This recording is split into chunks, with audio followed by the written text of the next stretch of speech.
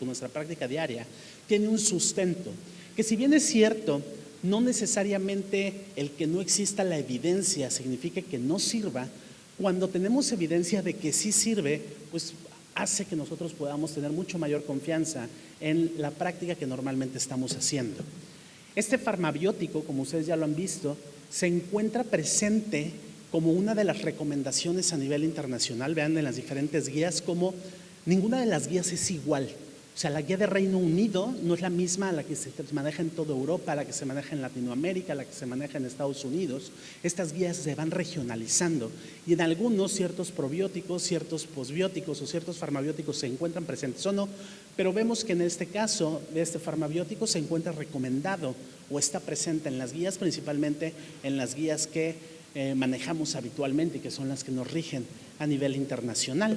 Se encuentran como parte del documento de posición por parte de la ESPIGAN, es decir, por parte de las organizaciones internacionales que se encargan de emitir este tipo de recomendaciones y poner el tipo de evidencia que se tiene, y inclusive el ser considerado como una terapéutica alternativa como adyuvante para el manejo de la enfermedad diarreica aguda.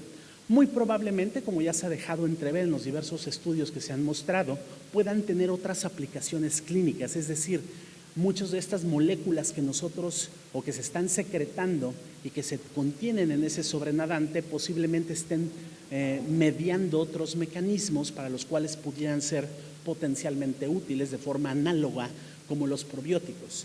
Y esto me hizo pensar en más o menos hace unos 14 años en que me empecé a ver inmiscuido en estas cuestiones de la microbiota, en que una de las primeras pláticas que yo oí me decían es que al parecer, y solamente me lo mencionaban así, al parecer no es tanto que esté la bacteria, porque en ese momento nada más hablábamos de bacterias, sino de lo que esto esté haciendo. Y 14 años después seguimos hablando y con mayor evidencia acerca de que necesitamos, no nada más es que esté la bacteria, sino que sepamos qué es lo que esté haciendo y que estas bacterias están secretando una gran cantidad de sustancias que son las colectadas en este medio de cultivo, las que son verdaderamente las efectoras de los eventos o de los posibles efectos que pudieran tenerse por parte de los probióticos y que pues, con el farmabiótico ya se tiene de forma directa. Vean cómo, como les habíamos mencionado, mucha de la información que tenemos que pedir tiene que ser cepa específico, y aquí específicamente hablando de un farmabiótico cepa específico, vemos que existe unos estudios que avalan este funcionamiento específicamente en la diarrea aguda desde el punto de vista pediátrico. Por lo tanto, de forma corta y sencilla, si me preguntan, el farmabiótico del Lactobacillus acidophilus es un farmabiótico o es un medicamento o es una entidad que me puede servir como tratamiento adyuvante para el tratamiento de la diarrea aguda. Sí. ¿Tenemos evidencia cepa específica? Sí.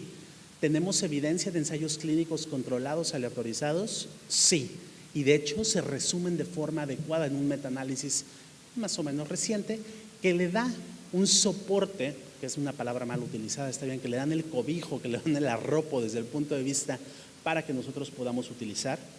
Insisto, el tratamiento de la enfermedad diarreica aguda, la piedra angular son las soluciones de rehidratación oral y la alimentación de forma temprana. Sin embargo, está comprobado que las soluciones de rehidratación oral no disminuyen el tiempo de duración de la diarrea, y actualmente en las guías internacionales se propone ya el uso de ciertos medicamentos o de ciertas sustancias que logren disminuir o acortar el tiempo de duración de esta diarrea. Por lo tanto, debemos de considerar, cuando las posibilidades así lo permitan, el uso de medicamentos adyuvantes, y que inclusive no es el caso, pero que en algunos otros se ha demostrado cómo estas ciertas estrategias de adyuvancia son costo benéficas, es decir, pueden disminuir los costos en general y por lo tanto debería de ser considerado como una medida inclusive de salud pública para estos gastos. Un farmabiótico, como es el caso del Lactobacillus acidophilus LB, tiene propiedades que, como nos los han explicado de forma extensa, tiene propiedades desde el punto de vista de medicina básica para modificar la microbiota disbiótica, y sobre su eficacia en la enfermedad diarreica aguda existen estos ensayos clínicos, existe un metaanálisis y se encuentra incluido dentro de las guías de manejo a nivel internacional, de tal forma que no es algo que se esté nada más ahí probando a ver si funciona, si tiene la suficiente evidencia para esto. Muchísimas gracias.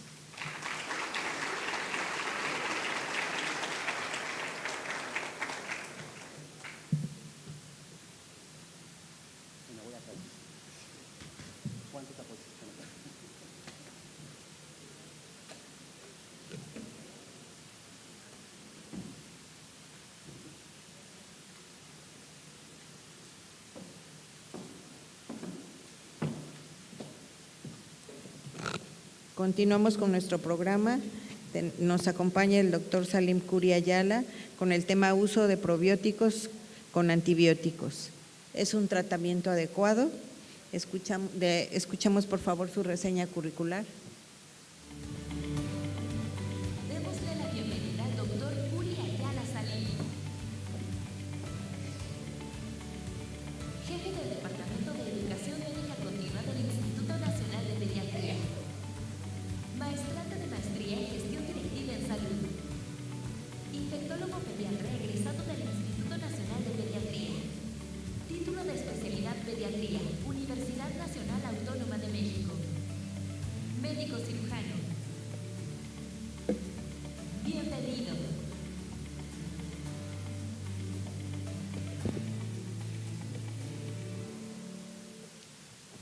Gracias, buenas tardes a todos. Agradeciendo siempre la invitación a la coordinadora general del evento, la doctora Mireya Vázquez Rivera, y me siento como ganador de un Oscar en este momento por estar compartiendo el auditorio con ustedes. Vamos a iniciar la plática de hoy.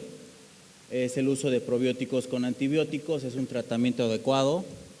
Realmente surge la duda, hemos escuchado toda esta tarde palabras que terminan en biótico, pro, pre, sim, y ahora vamos a agregarle anti.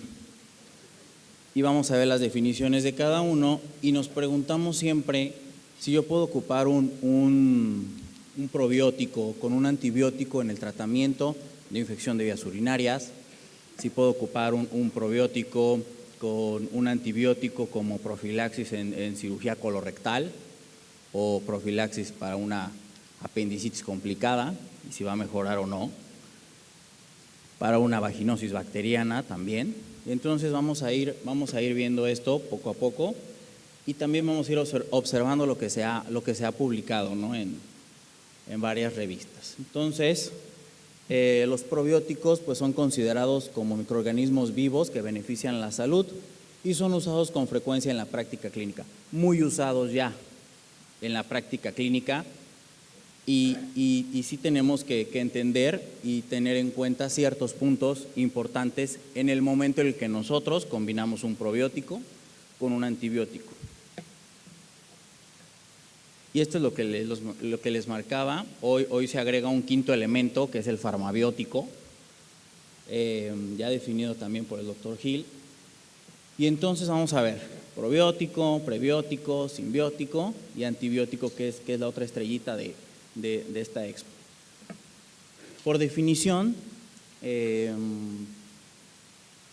son microorganismos vivos los probióticos que cuando son administrados en cantidades adecuadas confieren beneficios para la salud del huésped. Y al decir cantidades adecuadas, pues tienen razón, porque no pueden ser ni más ni pueden ser menos. Y definitivamente tienen que tener, y me gustó mucho cómo lo manejó la doctora Abreu, apellido paterno y apellido materno, y apellido de casados, todo lo que puedan tener y todo lo que se pueda describir de la cepa del probiótico que yo estoy administrando. Prebiótico.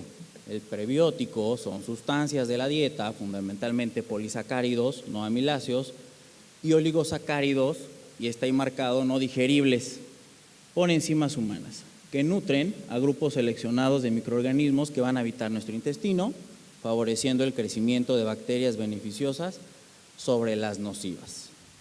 ¿Y ahora qué es simbiótico? Bueno, simbiótico son productos que van a contener tanto pro como pre.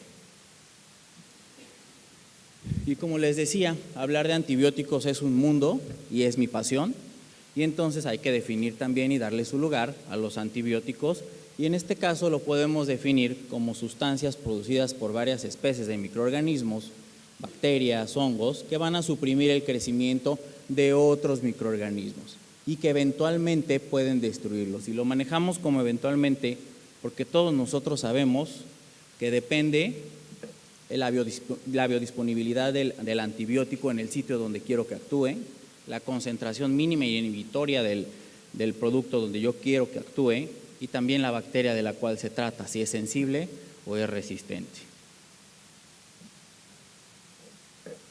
Ya lo manejamos toda la tarde, el tubo digestivo es estéril al nacimiento, se va a colonizar en las primeras horas de vida por bacterias del canal del parto, posteriormente del medio ambiente, y tenemos chorrocientos mil bacterias de más de 200 cepas que componen dicho ecosistema.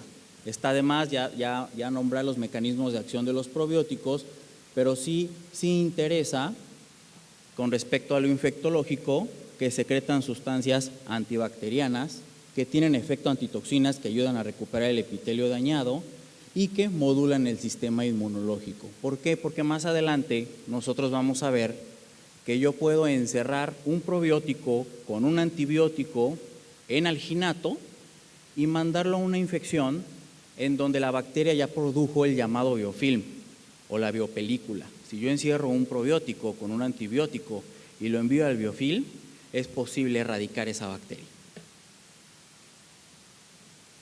Y bueno, el capítulo de Goodman y Gilman de antibióticos se resume en esta diapo. Si me hubiesen dicho, era más fácil aprenderlo, pero nosotros tenemos que entender también cuál es el mecanismo de acción de los antibióticos y cómo yo puedo